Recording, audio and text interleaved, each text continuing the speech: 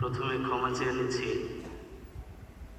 বাইরে যেই ভাই বোনেরা এখনো কোনো ভেন্যুতে বসতে পারেননি। সবাই আমার গেস্ট। আমি জানি আমার আওয়াজ এখন বাইরে যাচ্ছে। বিনীতভাবে ক্ষমা চাচ্ছি।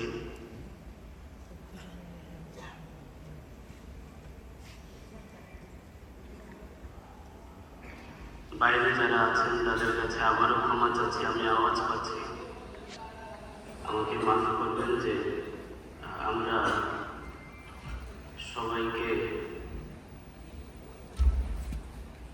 আমাদের 4টা ভেন্যু করে গেছে।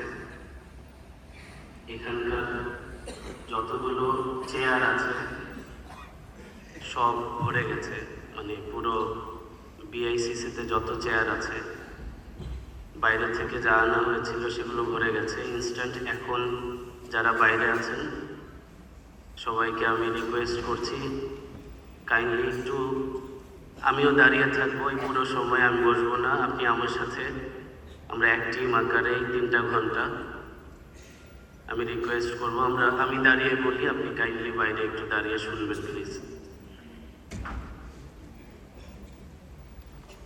আর এই ভ্যালুর সবগুলো গেট আপাতত বন্ধ রাখার অনুরোধ করছি।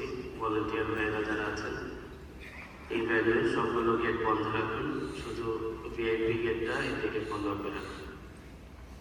আবারও সবার কাছে ক্ষমা চাচ্ছি তৃতীয়বারের মতো।